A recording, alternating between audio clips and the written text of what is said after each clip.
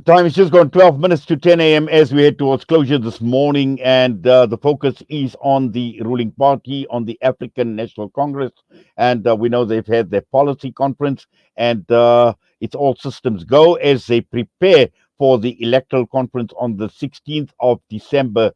The key issue we want to focus on this morning is to look at the ANC and the nominations process.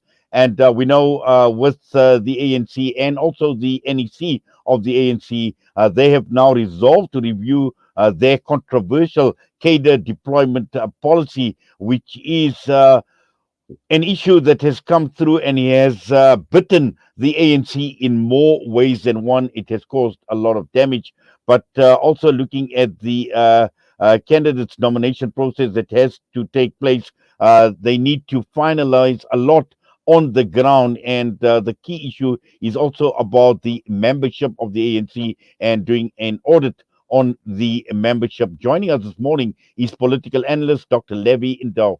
Dr. Levy, good morning to you, sir, and welcome to the show. Good morning to you. Good morning to the listeners at home. Thank you for having me this morning. Yes, under the radar, under the spotlight is the ANC's cadre deployment policy, and we know with the policy conference coming up in December, nominations, who is going to be nominated, who is not going to be nominated, that is going to come under the spotlight, Dr. Levy. Of course, I think this is one very crucial moment for the ANC, because this is the moment for the ANC to determine the people who must actually lead the party.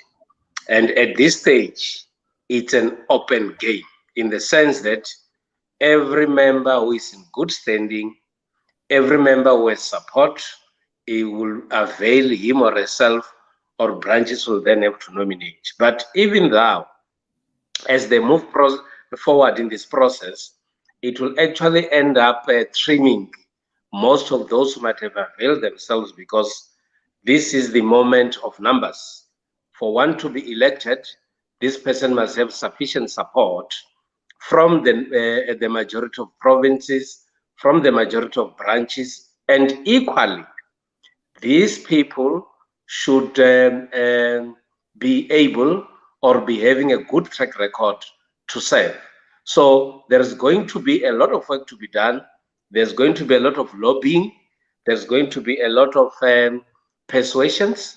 And it is time for regions, provinces, and individuals of the ANC to negotiate and come up with the best amongst themselves. Yes, and also the branches, the crucial role that branches actually play, and we know that branches are actually made up of members. And what the ANC is saying is the reason why they have postponed the nomination process is because of the audit that need to be done as far as the membership goes, Dr. Levy.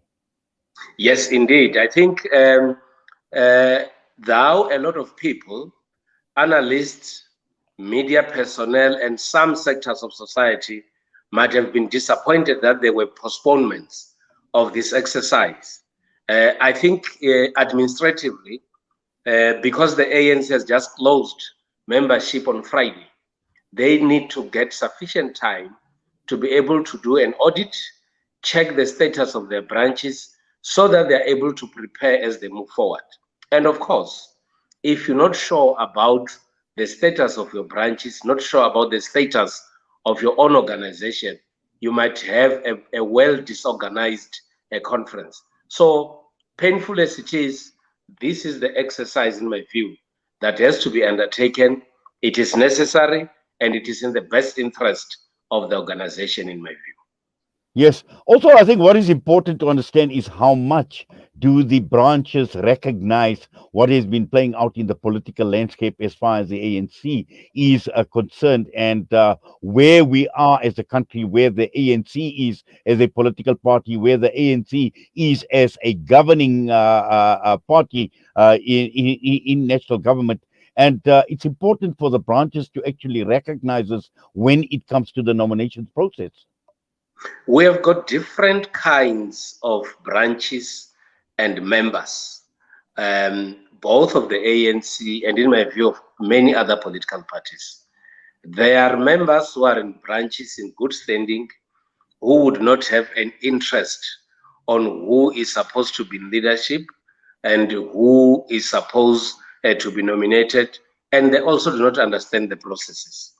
You also have got members in the branches who do not understand their role in terms of policy direction, in terms of making proposals that must make a difference in people's lives.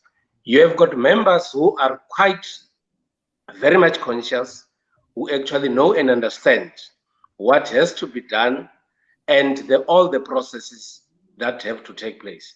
And these are the members who are also then able to go through all the policies of the party, go through the different discussion documents, and want to shape the policy direction of the party. And these are the people who would always avail themselves to lead. And that is why, in some instances, you'd have a situation where branches would not correlate because some members are there, but they actually do not understand their role.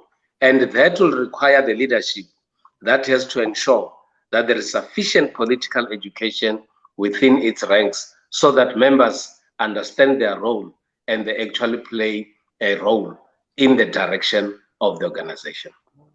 Also, Dr. Levy, the key issue here is, how valuable a lesson have the branches, the membership, and also the ruling party as a whole learned from the experiences of the last, 10, 12 years, and to the detriment of the ANC as a political party. And this was reinforced even by Panyaza Lesupi, the Gauteng chairperson, talking about saying that, if we want to govern, I feel we have learned from our lessons, and also, in terms of being inwardly focused. But he says we also got a huge punishment. And he's going further. What Panyaza Lesufi is saying is the ANC is still an organization of choice, but we must let go of dead wood. And I think for me, this is absolutely important when we are talking about needing to let go of leaders that are no longer productive to the organization. Of course, the ANC understands its own challenges, and it is the ANC that has to deal with these challenges. The fortunate part is that the ANC remains an open book. The challenges of the ANC are known inside the ANC. They are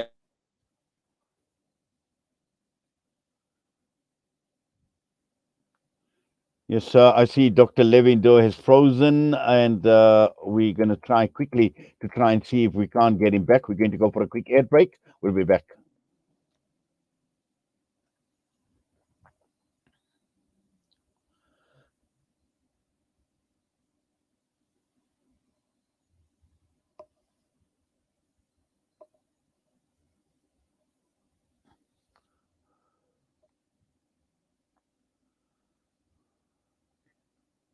You can help save a life by donating today. Visit our website www.pennyappeal.org.za or call 031 1100 573. Penny Appeal South Africa.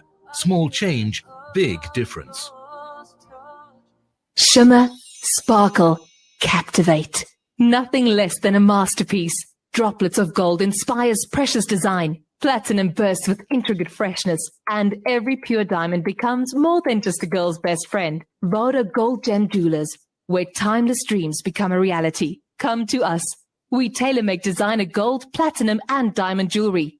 Trade in or remodel your old gold. Clad yourself with classy name-branded watches. We offer insurance valuation and freezer card calculation. Visit us at 534 Ridge Road, Overport, or call 031 208 9142. Voda Gold Gem Jewelers, manufacturers of fine gold and diamond jewelry.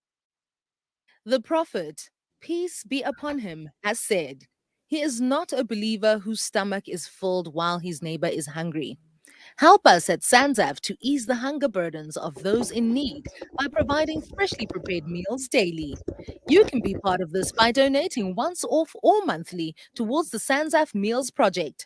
Visit sanzaf.org.za or call us on 011 834 6046 for more information. Sanzaf, changing lives through development and relief. With so many investment options today, it's only natural that you might feel a little confused which route to take. Should I buy shares or should I invest in gold bullion?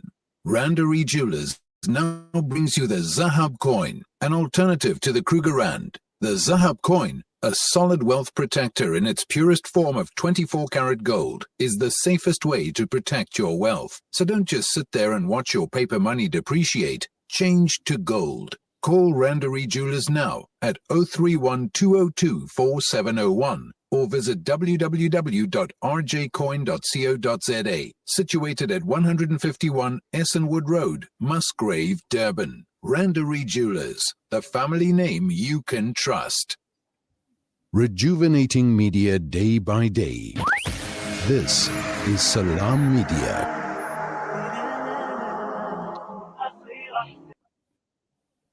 Well, we need to just apologize for the early interruption, and the dreaded load shedding is something we cannot plan for, and that is something that our guest this morning, Dr. Levy Ndou, has experienced as we were talking to him, but we have got him back on the telephone this morning. Dr. Levy, welcome back once again, and thank you.